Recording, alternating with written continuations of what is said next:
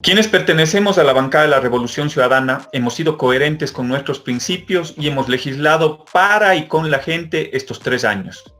Para nosotros la vida de los ecuatorianos ha sido, es y será nuestra prioridad. Por eso, desde el inicio de la emergencia sanitaria pedimos que se suspenda el pago de la deuda para proteger la vida de los ciudadanos. Pero el gobierno decidió beneficiar a los acreedores de la deuda.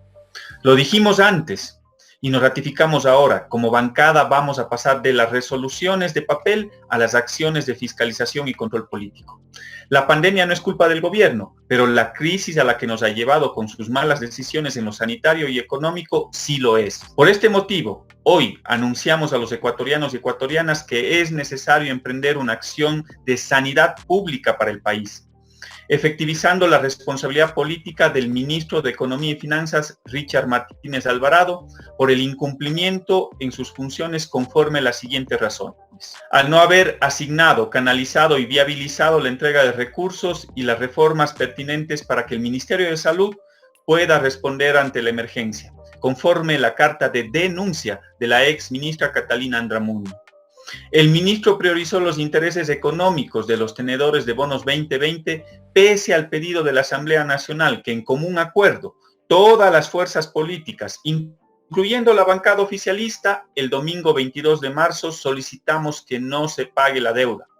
Tampoco consideraron las declaraciones del presidente del Banco Mundial, que el 23 de marzo exhortó a los líderes del G20 a suspender pagos de la deuda para países pobres. Estas decisiones marcan la diferencia entre la vida y la muerte. El gobierno, en lugar de destinar esos recursos para la atención de personas contagiadas, el 24 de marzo pagó 341 millones de dólares. Nos mintieron. Primero dijeron que habían pagado solo el capital, pero terminaron pagando capital e interés. Incluso hoy salen a la luz, de acuerdo al informe del Banco Central, valores por concepto de deuda externa de 791 millones de dólares, con lo cual se pudo haber adquirido 2 millones de pruebas rápidas y entregar el bono de protección familiar que lo está entregando el gobierno para 3 millones de ecuatorianos durante 3 meses, para fortalecer la medida de aislamiento social. Y de esos valores pagados en marzo, sobrarían incluso 224 millones de dólares, con lo cual se pudo haber adquirido insumos médicos para nuestros hospitales. El ministro Martínez incumplió sus funciones al no ejecutar de manera efectiva la reducción de los costos de los servicios financieros, pese al clamor ciudadano que convulsionó al país con los cobros indebidos y no autorizados de la banca. En medio de la emergencia siguen haciendo de las suyas, a costa del dolor del pueblo ecuatoriano. El ministro hizo gala una vez más de sus incumplimientos al haber firmado la carta de intención con el FMI, a espaldas del pueblo ecuatoriano, sin contar debidamente con la autorización del Comité de Deuda y Financiamiento, comprometiendo la soberanía y el destino del país a las imposiciones del Fondo Monetario Internacional, que lo único que ha ocasionado en los países en los cuales ha intervenido es más pobreza y mayor desigualdad social. El ministro Martínez celebró en 2019 una operación de endeudamiento público con la emisión de bonos internacionales destinados a gasto corriente en lugar de financiar programas y proyectos de inversión, rompiendo de esta manera la regla fiscal que consta en la Constitución de la República y en el Código Orgánico de Planificación y Finanzas Públicas.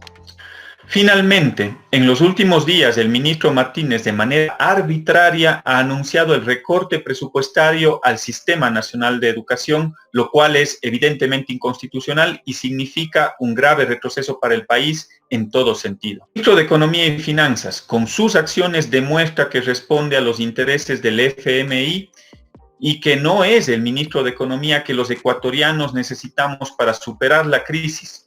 Por estos motivos, recogiendo el sentir y clamor ciudadano y ejerciendo nuestro rol fiscalizador y control político, hemos presentado la solicitud de juicio político al ministro de Economía y Finanzas, Richard Martínez, en amparo de lo que establece el artículo 131 de la Constitución de la República por haber incumplido sus funciones, a la que se han sumado legisladores de otras bancadas y fuerzas políticas. Exigimos al presidente de la Asamblea Nacional que con la misma celeridad con la cual aprobaron esas leyes que vulneran y precarizan los derechos de los trabajadores, se califique y se dé inicio inmediato al juicio político al ministro de Economía, Richard Martínez.